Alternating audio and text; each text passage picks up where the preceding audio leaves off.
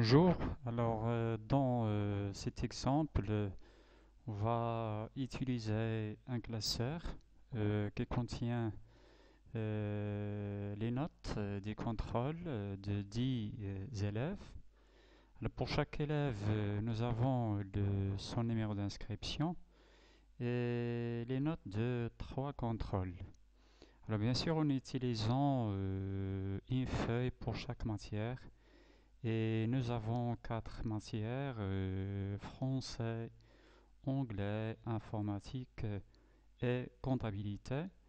Et dans la dernière feuille, on va utiliser l'outil de la consolidation des données pour calculer la moyenne générale de chaque élève.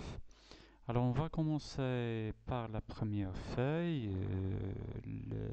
On va saisir les notes des 3 contrôles de la première matière, français.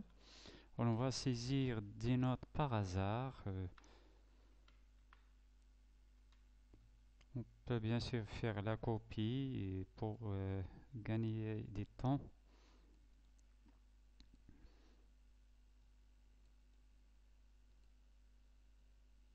Seulement pour tester les formules.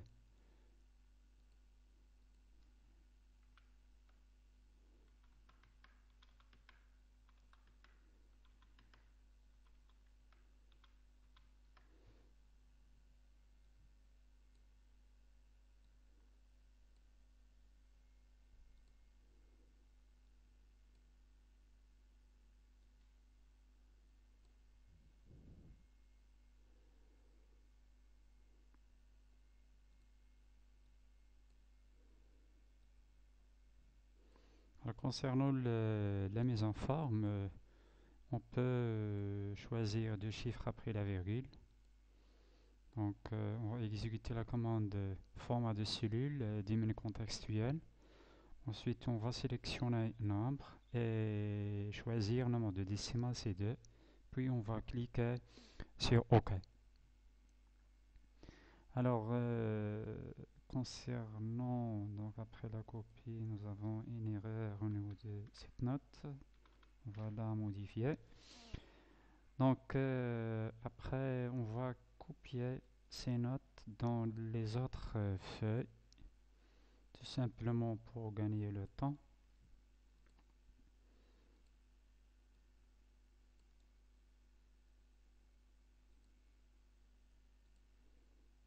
La dernière feuille, c'est la même chose. Donc, après, on va calculer la moyenne de chaque élève et pour chaque matière. Donc, directement, on va utiliser la fonction moyenne. Puis, on va sélectionner les cellules B2 jusqu'à D2. Ça, c'est la première formule. Puis, on va faire la recopie. Alors, la même chose pour les autres matières. Bien sûr, on peut utiliser cette fonction. Donc, moyenne. Après, la recopie. Pour la troisième matière, on va sélectionner la fonction moyenne, puis la recopie. La même chose pour la dernière matière. On va sélectionner moyenne. Après la recopie. Et enfin, pour afficher le résultat, c'est-à-dire la moyenne générale dans la feuille résultat. Alors pour cela, on va utiliser la commande données consolidées. Alors, dans chaque cellule de cette plage, par exemple la cellule B2, donc pour déterminer la valeur de cette cellule, donc c'est la moyenne de ces moyennes. Nous avons bien sûr la moyenne de chaque matière. Puis, pour calculer la moyenne générale, c'est la moyenne de ces moyennes.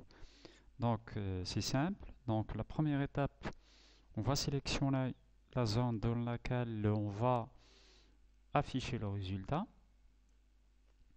Après, on exécute la commande donner, puis consolider.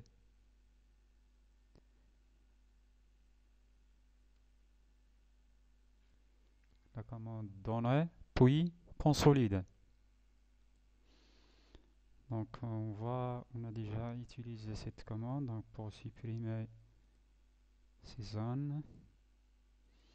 Donc au niveau de la fonction, bien sûr nous avons une liste de fonctions. Donc on va sélectionner moyenne. Pourquoi? Tout simplement c'est pour calculer la moyenne. Après on va positionner le curseur.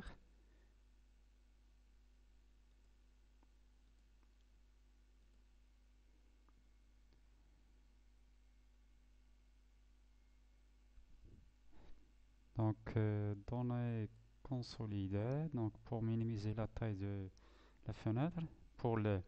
Après, donc on va sélectionner, activer l'option référence. Puis on va sélectionner la première feuille, français.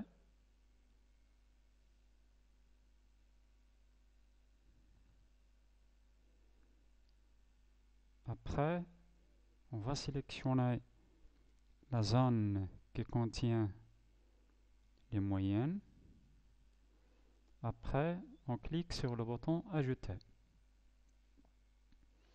Alors la même chose pour les autres feuilles, on va cliquer sur la deuxième feuille, onglet, puis alors automatiquement il va sélectionner automatiquement la même plage, c'est-à-dire la zone qui contient les moyennes. Après on clique sur Ajouter. Alors la même chose pour l'informatique, Ajouter, comptabilité, Ajouter. Et enfin on clique sur OK.